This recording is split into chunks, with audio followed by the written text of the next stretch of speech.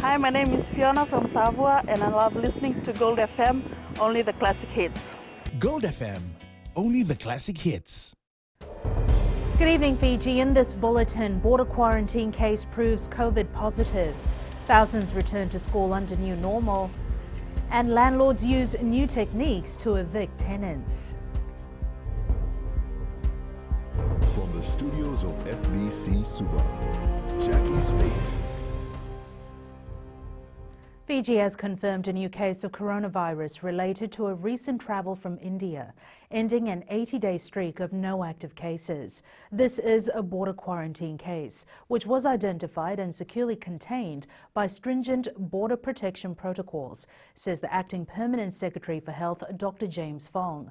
The 66-year-old who returned from India was in his mandatory 14-day quarantine and tested COVID-19 positive last night.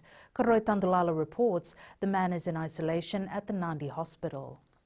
Being checked every day for symptoms and temperature. The man returned from a medical procedure with his son and was traveling with 107 other passengers on the flight that made a stopover at Indonesia before flying to Fiji. On the 4th of July, Ministry of Health and Medical Services personnel detected COVID-like symptoms in a 66-year-old man who had returned from India. He had gone to India for medical procedures and was detected to have symptoms on day 3 of his mandatory 14-day quarantine period. He tested and registered a positive COVID-19 test result last night. He has since been securely and hygienically transported to Nandi Hospital, where he's been kept in isolation. The Ministry of Health says this new COVID-19 case is classified as a border quarantine case, and both the man and his son are now in isolation at the Nandi Hospital. He's not displaying any symptoms. Regardless, we have tested him with results expected tomorrow. This latest case is why we have been careful not to label Fiji as COVID-free. We believe that as long as a nation welcomes back its own citizens, it cannot reliably claim itself free of the virus. Anyone coming from India to Fiji needs to be tested before they get on the plane. That's because we designate that as a high-risk country. However, you do get tested a few days before you actually board the plane. So 2 things can happen. One is that you could have the virus in your body already, but have not enough, the levels of the virus may not be high enough for the test to detect the virus. The other thing is from the time your sample is taken to get tested, there are a few days where the people are still in India. The Ministry of Health says they cannot rely completely on COVID-19 testing to determine passengers' COVID status, and it's critical for them to closely monitor those in quarantine for any development of symptoms. All other 107 passengers on the flight have been tested for the virus. Karoy Tandulala, FBC News. Thousands of students went back to school today after 3 months of extended holiday due to the pandemic. There was the usual hustle and bustle along the Suvarnasori corridor as students rushed to get to school on time. A number of guidelines have been set for school heads and teachers to follow as classes resume. Venina Rakautonga spoke to some parents this morning. There were mixed emotions among parents and students who made their way to school after almost 12 weeks. Feeling like want to get them back to school because of the pandemic, just thinking about that one. But the kids themselves, they really looking forward to go back to school. I'm happy to send my brother back to school so he can catch up with his schoolwork. I'm so happy because our children have their chances to go back to school and to learn again at school. Schools have been urged to take necessary steps to ensure their facilities are COVID safe. Some parents say they've ensured that their kids are familiar with good hygiene practices. Washing their hands always, we always remind them when they go to the toilet or even they stay at home, when they touch anything, they have to wash their hands. We have been ensuring my brother does his worksheet and stay home so he may be safe. After Fiji was freed from this COVID-19, I'm not worried about my granddaughter coming to school. Some schools were seen screening students and parents for temperatures. before allowing them to enter the school premises. Teachers have also been commended for their resilience and preparedness to deal with the devastation of TC Herald and the uncertainties of the pandemic. Venina Rakautonga, FBC News. Meanwhile, the Ministry of Education is urging all heads of schools to ensure positive reinforcement and motivation is practiced at all times. Permanent Secretary Susan Kieran says many families are facing hardships due to the prevailing economic situation, and therefore the heads and teachers should be extra vigilant. Kieran says teachers must be conscious of students' mental and physical health and well-being. She says many students will take time to readjust and should not be penalised for slow progress in learning. The Permanent Secretary says teachers should create a safe space that will encourage students to openly discuss any issues the child may be facing at home. Kieran says students who may have lost their textbooks, exercise books, stationery or uniforms during the extended break must not be humiliated, but dealt with sensitively and practically. And police will continue to deploy officers to assist in traffic control during peak hours, says Commissioner of Police Brigadier General Sitiveni Gilio. Gilio says when Year 12 and 13 students went back to school, the officers managed to identify the gaps. He says this helped them strategize their operations today when the rest of the students resumed classes. Gilio stressed that they will continue to review their traffic operations to ease congestion during peak hours. We're happy with the way we are postured at the moment, with COVID operations still in progress, and also now that schools have started. Traffic is a big issue that we have to deal with, but it was good that we were able to put our men out there on the ground. It has been revealed that some landlords are going to great lengths to evict their tenants following minor disputes. The Fijian Competition and Consumer Commission has recorded an increase in conflicts between landlords and tenants during the pandemic. Apparently, some landlords disconnect the water and electricity supply to their rental properties in an effort to oust the occupants. Kelly Vadala reports. While some landlords have been accommodating, others are taking extreme steps to evict their tenants. FCCC has in fact taken a few matters to court. We've got interim orders done by the court to ask EFL to switch back the power. We've had instances of lockouts where the tenant goes out to pick their children up. By the time they come back from the nannies or they come back from somewhere, they find that there's a new padlock on the house. Abraham says in some cases the landlords are using creative tactics against their tenants. Naturally in Fiji, there's a lot of instances where households, when you move into a flat, the utilities being electricity and water, don't get transferred under the tenant's name. The landlord retains the name on the bill, right? So the account is predominantly the landlord's account. The chief executive says the first step for the FCCC is to mediate, and if a party is caught trying to beat the system, appropriate actions are taken. They'll try and go outside the boundaries of the law, and we take exception to that.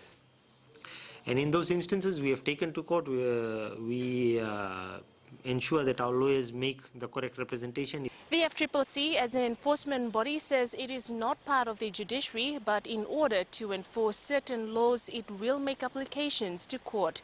Kelly Vadala, FBC News. And up ahead, new radio program to support frontline healthcare workers. And prevention is better than cure, says Spinal Injuries Association.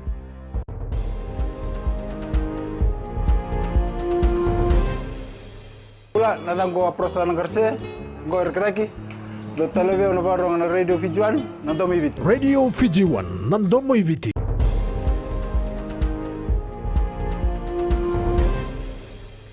The Ministry of Health, in partnership with its stakeholders, launched its Healthcare on Air today to help build capacity and resilience in the wake of COVID-19. The radio program will boost the capacity of health workers to protect themselves and deliver quality services to communities during this crisis. Koroi Tandulala reports. The initiative will be beneficial to Fiji and other Pacific Island countries in delivering healthcare services in a COVID-safe manner. This will benefit all in the 14 countries, and especially the nurses, and as the global data indicates, specifically with the surge and re-emergence of diseases in countries and territories, that a risk somewhere is a risk anywhere.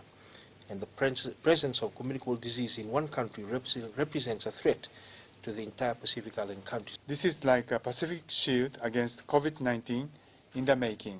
Again, there is no more important investment than investing in your people. Health Minister Dr. Ifiremi Wanganembete says this program will help nurses as they are the frontline workers and first responders to COVID-19. Embarking on remodeling exercise of all our services so that we seek to remain relevant in the global shift of healthcare services and its innovation. The program is part of the United States Agency for International Development's $1.85 million Preventing and Responding to COVID-19 project with UNICEF Pacific, which focuses on reducing human-to-human transmission and mitigating secondary impacts of COVID-19. Kuretandolala, FBC News. The Water Authority has discovered that rubbish was blocking a fire hydrant that resulted in water disruptions in Naisongoluvu in the Lanavesi Lami. The discovery was made following concerns raised by residents in the area. Water Authority Chief Executive Barry O'Munson says their teams have cleared plastic bottles and other waste from the hydrant to help alleviate the issue. He says that he is reminding the public to refrain from littering, especially into drainage systems, as it impacts entire communities. COVID-19 has impacted disability organisations in a big way. Fiji Spinal Injuries Association Director Joshko Wanganiasi says they're focusing on prevention, as maintaining physical distancing while assisting people with disabilities is a challenge. Sanyani Mboilo reports. Prevention is better than cure for the disability organizations as they continue to emphasize on safety, hygiene and sanitation practices. Most of us that need high support, the support is provided through contact. Meaning is that, you have to assist the person with disability in getting them onto the chair, some of them through feeding, things like sanitation. These are all very, very important. Educating people with disabilities on how best to tackle the virus also remains a priority. So prevention for us is very, very important. At the same time, realizing that because of the devices that persons with disability use, making sure that it is sanitized all the time. Head of Psychiatric Survivors Association, Sarah Osborne, says they have set up watch zones to help members of the community, including persons with disabilities, to get back on track. Community watch zone to support persons with psychosocial disability. This community watch zone, it's the first that we've done. It's been positive because we feel included, and they start to include people with psychosocial disabilities in their community. The Spinal Injuries Association is also facing difficulties in providing financial assistance to its members and is looking forward to the 2020-2021 budget. Sainiani Mboila, FBC News. The impact of the pandemic on property owners is expected to further dampen property prices in the coming months. Economist Dr. Rohit Kishore says despite the impact of the pandemic, property owners should consider carefully before reducing their prices. Kritika Kumar reports. Dr. Rohit Kishore says property owners will suffer big losses if they reduce prices drastically. If you go below the mortgage, whatever your mortgage is, then you'll have to make a big loss. Your equity will be all gone. The economist believes the repayment holiday by the banks has proven positive for property owners. But if things get worse, then we might see some fire sales and prices going down. But at the moment, the building owners are able to hold it because of this 6 months loan restructuring buffer being given to them. The RLB will continue monitoring the sales and believes all stakeholders must work together in these trying times. Yes, we are monitoring the sales, and actually we are buying sales every month, and through this sales information we have seen that the sale number is dropping at the moment. The RLB saw 80 properties sold in the month of April. Kritika Kumar, FBC News. And Whitney joins us now with the latest in business. Thanks, Jackie. Coming up in business tonight, FCCC records 312 breaches in over 3 months. And nursery owners take advantage of government project. Stay with us.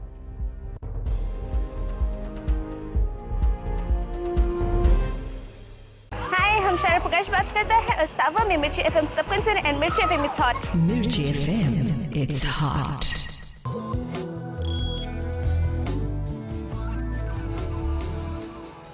The Fijian Competition and Consumer Commission had carried out 6,756 inspections of markets and retail outlets across the country as of last month.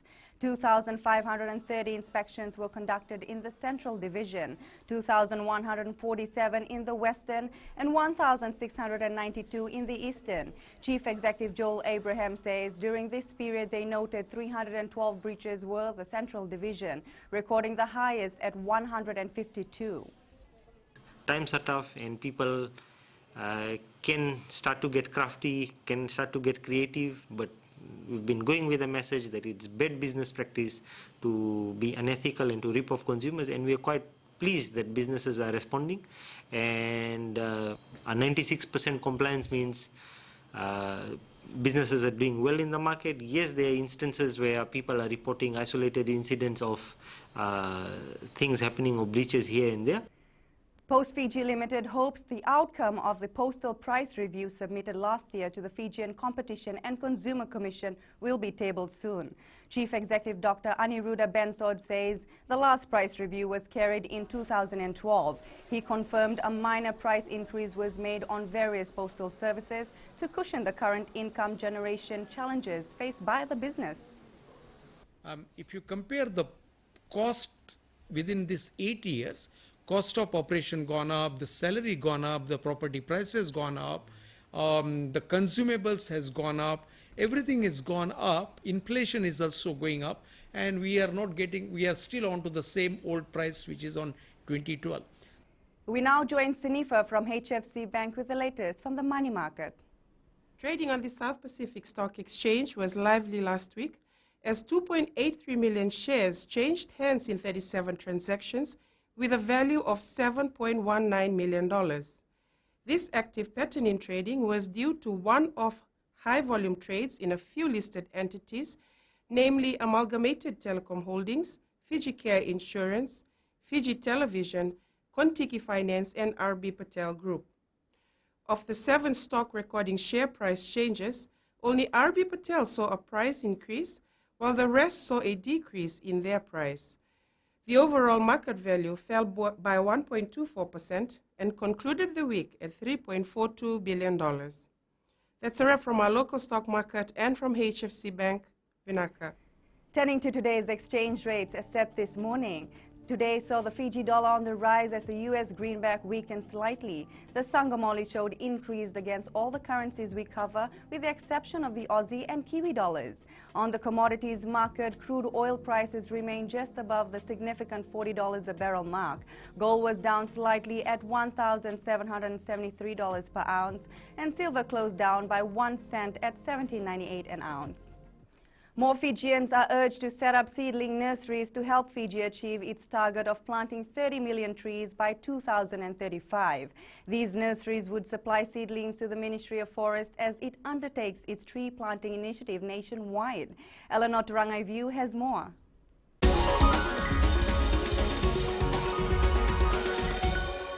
Nursery owners who took advantage of government's tree planting project recently received payment for their seedlings from the Prime Minister Burengem Bainimarama. The nursery project is part of an initiative by government to achieve its target of planting 30 million trees in 15 years. The project aims to serve dual benefits, restoring our ecosystem while giving Fijians the resources they need for helping plant trees and mangroves. Under the project, interested individuals are assisted by the Ministry of Forests to set up their nurseries and breed seedlings, which would then be purchased by the Ministry for their tree planting initiative. It's part of our greater vision of sustainable management of all precious ecosystems from ridge to reef, and recognition of the crucial role that forests play to combating climate change.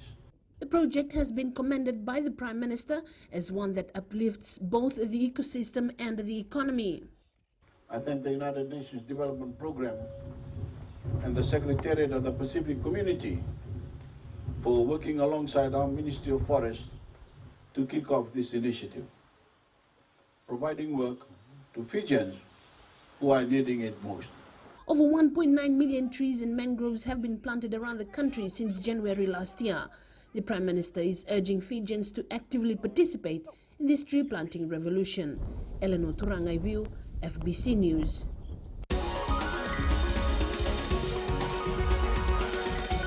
That's it from business tonight. We now join Koroi with the latest in sports.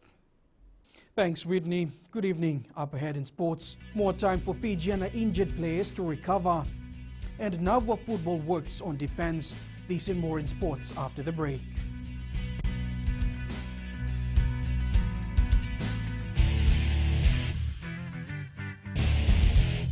My name is Enrico. I love listening to Today FM. Today FM rocks in Suba. Today's hit music on Today FM.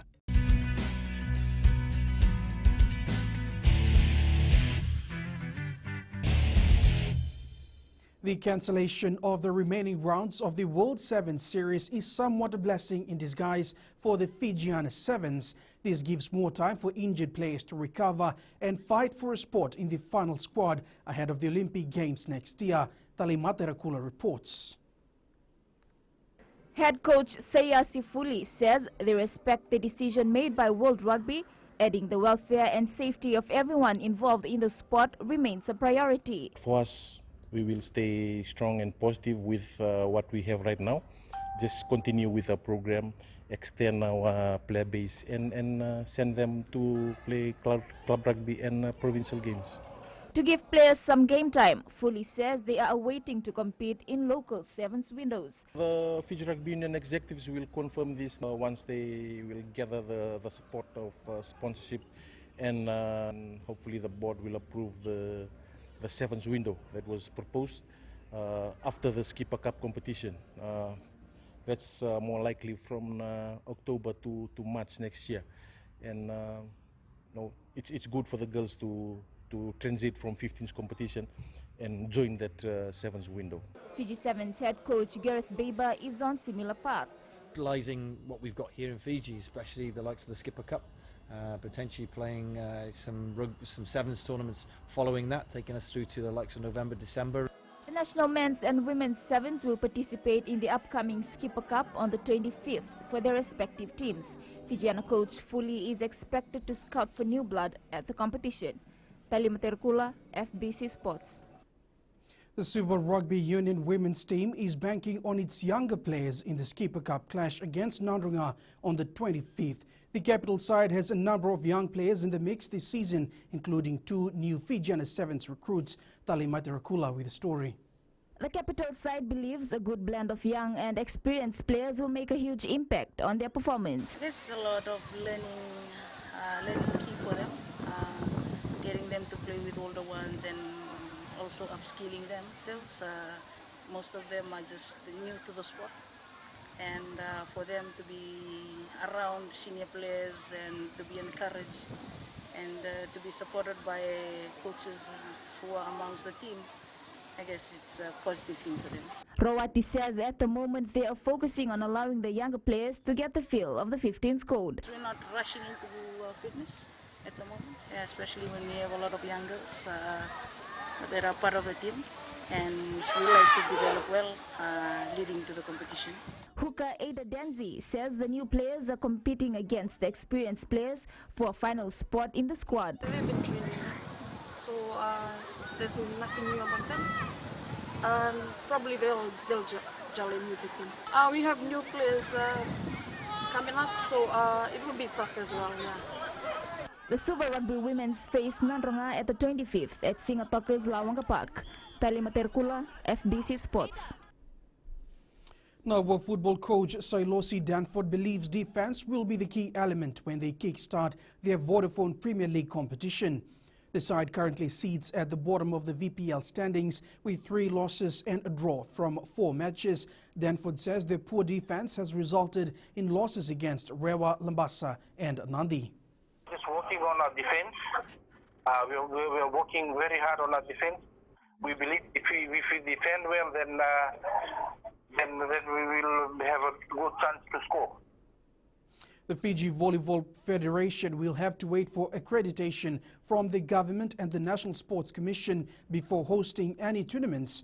Although friendly matches have been given the green light, large-scale tournaments are not yet permitted. Federation President Linga Ngukisuva says talks are underway with the Sports Commission on requirements to safeguard the well-being of the players and officials. You know, one of the critical elements that will be part of our game now is the loading of the Care Fiji app for tracing and tracking purposes by the government in terms of your whereabouts and people that you interact with over the past few days. Emergency plan, should there be symptoms at the ground, if an official or spectator or one of the players develop symptom, that is also part of the new planning process now, and our communication line. And in overseas, the Hurricanes registered their first win in the Super Rugby Aotearoa after edging Chiefs 25-18 at FMG Stadium, Waikato in Hamilton, New Zealand yesterday. The Hurricanes led 23 at the breather. Fiji-born Marcelo Montoya scored a try for the Bulldogs, but that was not enough as they went down to the Rabbitohs 10-26 at Bankwest Stadium in Sydney last night. South Sydney moves back into the winner's circle and is in 9th position with 8 points.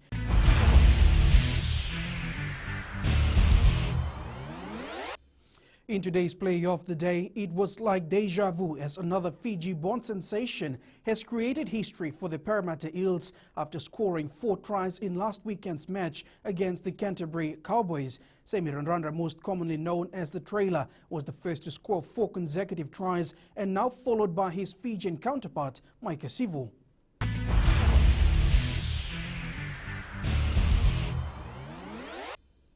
That's it from sports tonight. In new media, take a look at some of the key features of the new LG Velvet 5G phone.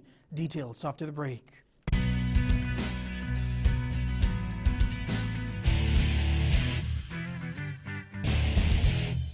Bula FM number 2 and seri.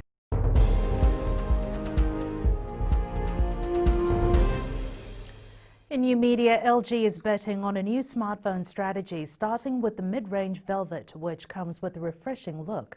Let's take a look at some of the features of this 5G phone. It's a new week and it's weather time now with Angie.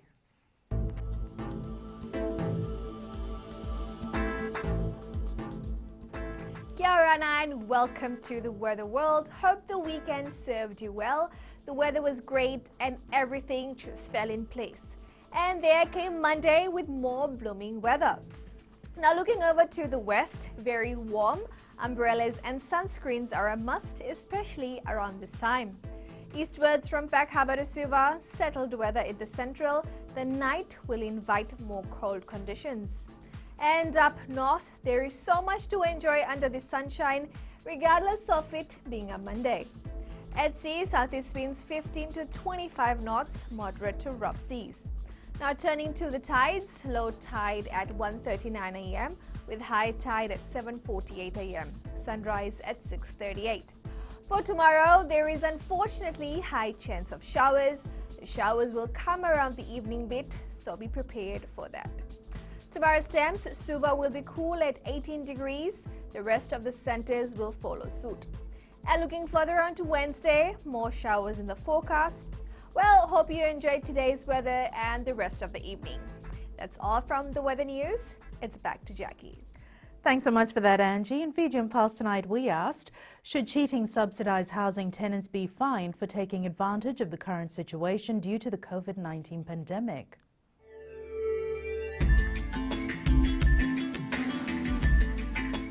Yeah, if the government said they charge, so we have to follow the government rule. Charge them. Yeah, I think they should be fined. Yeah, they should be fined. Okay? I think they should be fined.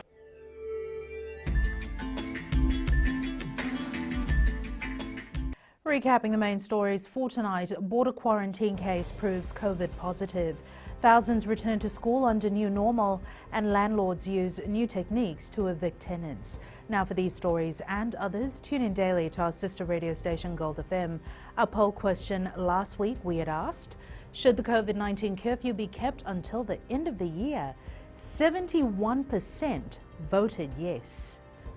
And this week we're asking, are you happy with the resumption of schools? Visit our FBC website to answer. And before we go, our first shot of the day, of course, a gloomy day in the province of Thailevu, captured by Avinay Prasad. And you can send us newsworthy pictures to email fbcnews@fbc.com.fj, via Facebook page FBC News and our Twitter page at FBC_news. That's your news for tonight. Until tomorrow, Modamanda.